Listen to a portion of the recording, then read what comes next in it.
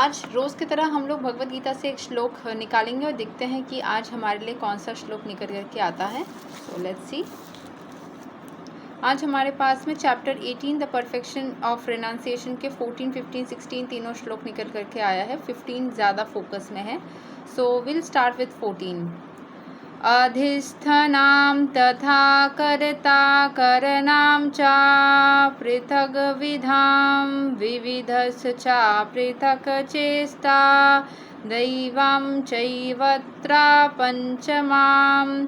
The place of action, the body, the performer, the various senses, the many different kinds of endeavor and ultimately the super soul. These are the 5 factors of action. जब हम कोई भी action करना चाहते हैं, जो भी कोई एक्शन हम लोग कोशिश करते हैं ना करने की, तो 5 चीज़ें हमको चाहिए होता है कोई भी एक्शन करने के लिए। एक तो जो इंसान है या जो भी प्राणी है उसका जो बॉडी मिला है वो जो उसके अंदर का जो सोल है वो, जो सेंसेस है उसके अंदर वो, और जो अलग अलग तरीके का उसको कार्यक्रम करना है वो कार्यक्रम, और अल्टीमेटली सुपर सोल की existence.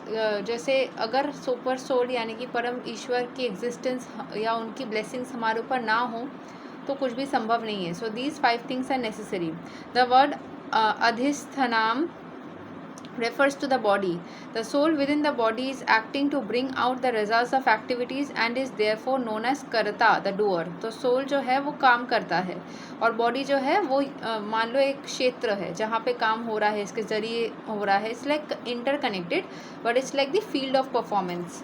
That the soul is the knower and the doer is stated in the Shruti, Isha hi drashta shrashta. Prasna Upanishad 4.9. It is also confirmed in the Vedanta Sutra by the verses Gyano Ta Iva 2.3.18 and Karta Shastratha Vattavad 2.3.33. The instruments of action are the senses and by the senses the soul acts in various ways.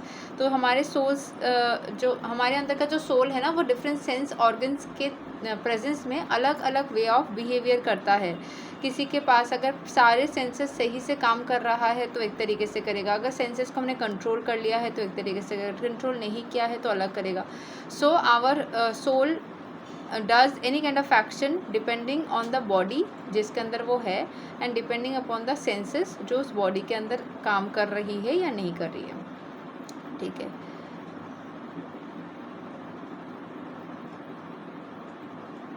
For each and every action there is a different endeavour. हर एक action के लिए ना अलग अलग हम संकल्प लेते हैं। Endeavour is like you are trying to do something and you are focusing on something, अपने यहाँ पे कोई चीज़ फिक्स किया है।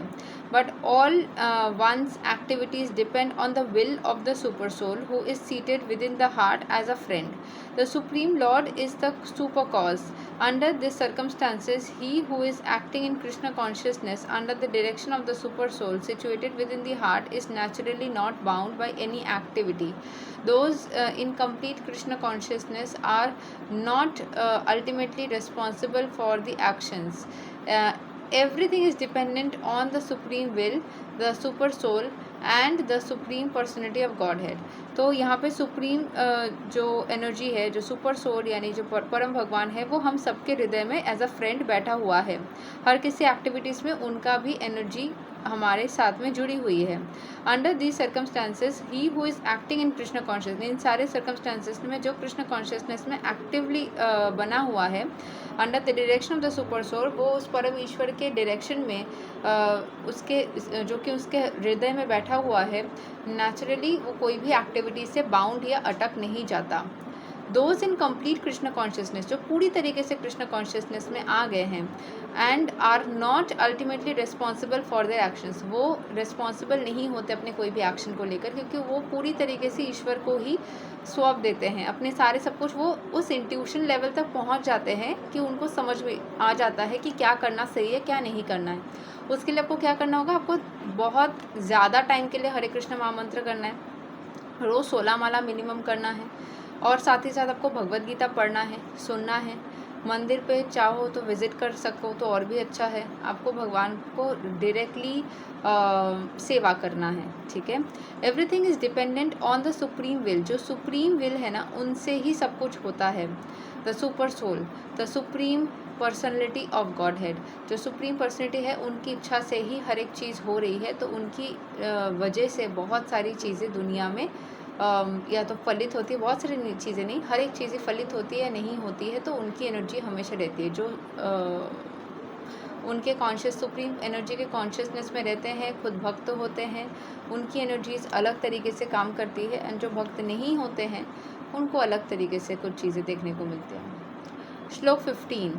शरीरावन मनोभीर्यत कर्मा प्रारभते नरा न्यायं वा विपरीतां वा पंचैते तस्य हेतवा।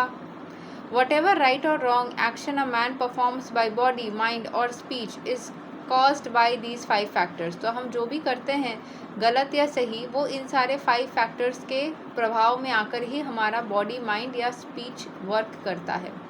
The words right and wrong are very significant in this verse. Right work is work done in terms of prescribed directions in the scriptures, and wrong work is a work done against the principles of the scriptural injunctions. Scripture मतलब जो हमारे शास्त्र के हिसाब से जो चीज़ें लिखी गई है, उस हिसाब से जो काम करता है वो सही है, और उस हिसाब से जो नहीं करते वो गलत है। ये एक मान्यता है, but obviously as per the progressive world कुछ चीज़ें हो सकती है हल्का फुल्का मॉडिफिकेशन करना पड़े, बट मोस्टली अपनी स्क्रिप्चरल इंजंक्शंस जो बोलते हैं उसके पीछे लॉजिक थी, उस हिसाब से ये लिखी गई थी, but there can be some modifications as per requirement.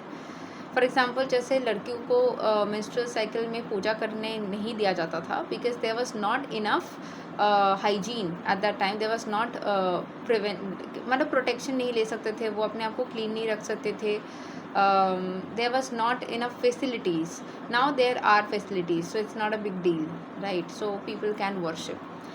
So but whatever is done requires these 5 factors for its complete performance. कोई भी आप काम करो इसके लिए 5 factors चाहिए होगा। आपका शरीर, आपका सोल, आपके सेंसेस सही से काम करने चाहिए, आपका एक उद्देश्य रहना चाहिए, एंड ईश्वर की ब्लेसिंग्स आपके ऊपर होनी चाहिए।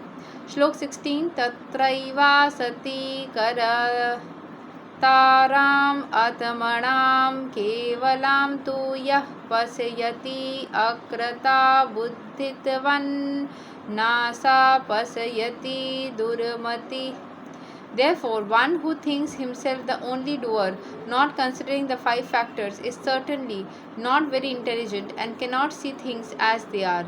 तो जो सोचता है कि मैंने ही सब कुछ किया है, सब मेरे ही कर्म हैं, और वो बाकी चीज़ों को कंसिडर नहीं करता, वो एक्चुअल में मूर्ख है, is not certainly very intelligent. ठीक है, वो मूर्ख है, वो सही डायरेक्शन में नहीं चल रहा है। So this is what we have for today. आज यहीं तक हमारा भगवद गीता का ज्ञान रहेगा। अगले दिन हम और एक श्लोक निकालेंगे। तब तक के लिए हरे कृष्णा, राधे राधे, जय श्री राम।